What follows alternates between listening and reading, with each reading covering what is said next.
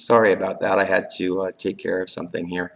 My point was is that it is no secret when it comes to Lisa that she seeks out people that otherwise would not be targets for sexually transmitted diseases. It's no secret that she seeks out TOPS, people that are HIV negative, and virgins to be infected and implanted, and then consequently, whatever they would test positive for if they go to the hospital, she would know that she has.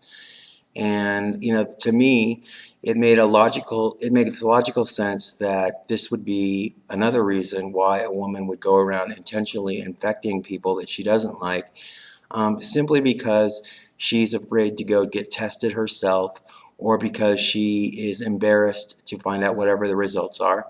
But it would seem to me that the more victims that she would have, the more opportunities as electronically harassed people her brother would have to rob us and take the medications that we have to treat ourselves. So the more victims that there are, the bigger the pool of medication would be, so she can treat herself without having to go to a doctor or have insurance or anything like that.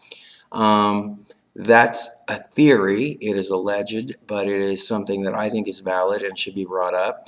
It's something that I hear about all the time from Lisa, about how she's going to steal my medication, about how she hates people being on these HIV meds. It's just kind of a jealousy thing that goes in with that. And, the fact of the matter remains is if you are HIV positive in our area, you can seek treatment and you get medical insurance through the Desert AIDS Project. Yes, it is a lot of work, and yes, you do have to do the legwork, but it's been made so much easier now where all of the services that you need to sign up for things are all right there now. I used to have to go to Moreno Valley, and I used to have to go down to Cathedral City, and when Lisa and her brother are ruining your cars and you don't have any way to get there, it's either walk, on foot, or take the bus, and it turns into an all-day affair, but that's not the case anymore.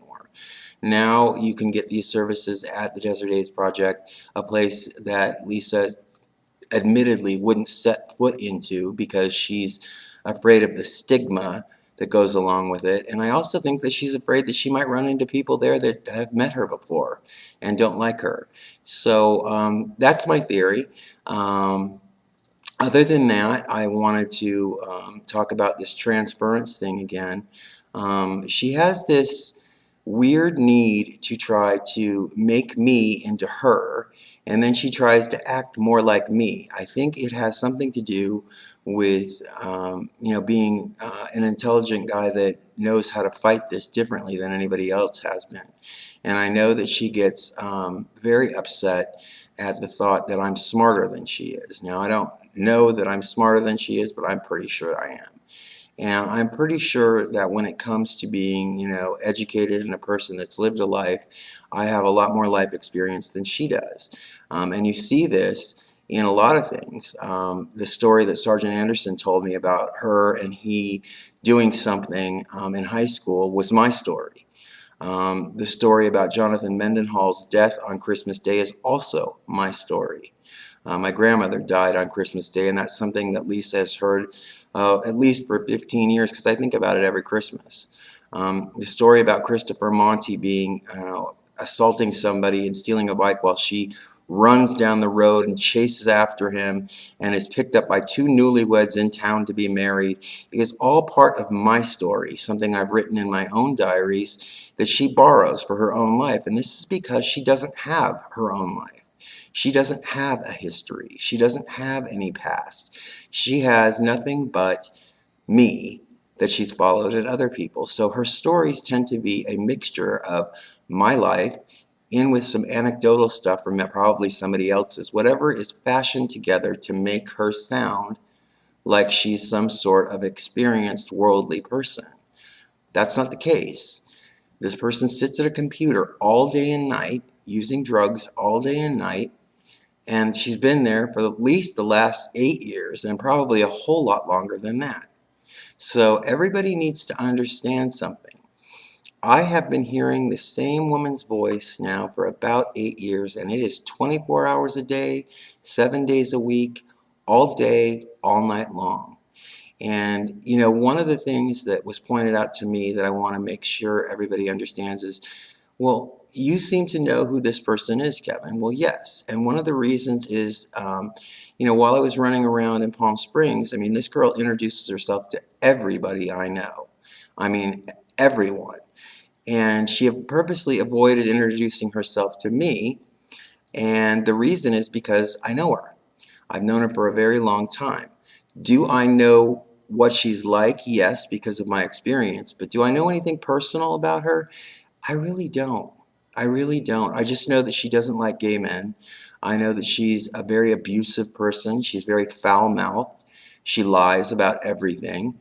I have never had any type of friendship or relationship or any sexual encounters with her at all. She knows all about my life because of the years of being an electronic harassment victim, and this is something that she's very proud of. Her trailing and tailing of my life and having inserted herself in at certain points to cause problems is something that she brags about to people. This is something that is very true and dear to her.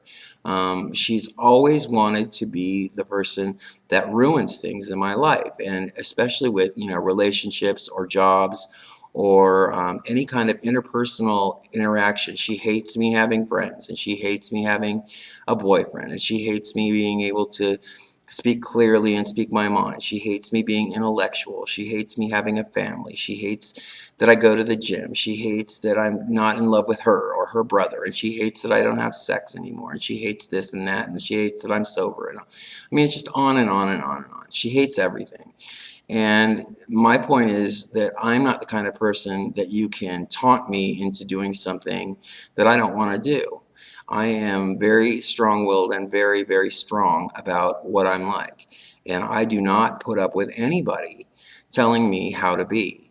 I don't lie, I don't steal, and I certainly don't use drugs. And I wanted everybody to understand that I have made a commitment to this project that I cannot let go of. I am committed to finding an end to this. I was just looking tonight before I came to work. There have been two major court rulings.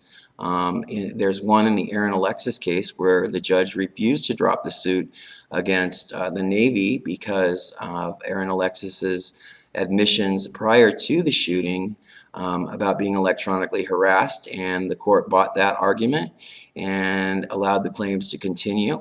And then locally at the Joshua Tree Court, a woman just recently had a restraining order issued for electronic surveillance of herself. So they are very well aware in this area of what's going on and that this is happening here. That's a very good thing for my team to understand and for Sergeant Anderson to understand that the end is coming. And we need to be prepared for the eventuality that the truth is going to come out about, you know, the scope of this damage.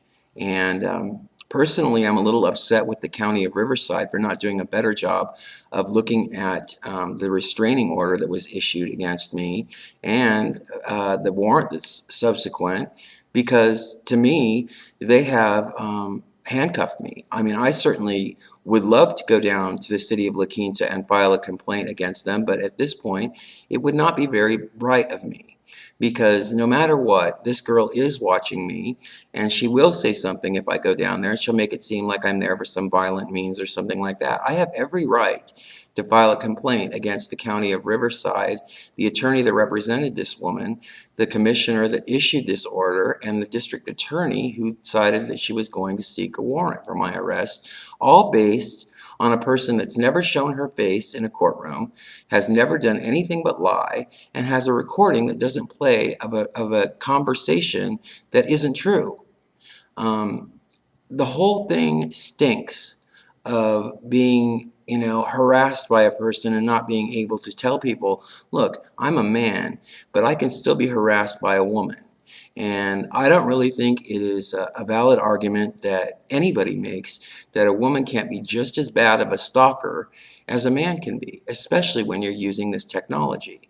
I want everybody to understand that Lisa lately has been talking about her own family a lot, and I know that that's just a ploy to get me to say something on my blog about them, but I don't really know them. The only reason I even know their names is because somebody that put them on a restraining order and said that that was mother, father, sister. And I'm assuming that this person is Lisa because those are the same names that she wants me to use when I say something on my blog about them. Now, I don't understand why that's not clear to her, but she needs to understand if you're telling me to talk about, this person, and this person so that you can make a big issue out of it, you must be the person. At any rate, I just wanted to let everybody know that thank you for your well wishes. I know everybody is tense right now. She has been on a at least $150 a day drug binge that is no end in sight. I mean, I've never heard her going off the way she has. I mean, she literally every second of the day tells people how much she hates me and she wants to do me in and all this other stuff. And to be honest with you, I would really like it if somebody from that police department would, learn how to protect an informant that's done nothing but try to help you with something that you asked me to do. So at any rate, I want to say thanks and I love you to everybody. I hope the blog posts make a lot of sense to you guys today. I wanted to make sense to everybody. It's been a few days that I took off and I just wanted to let everybody know that I'm fine. All right, have a good night and I'll talk to you guys again tomorrow. Bye.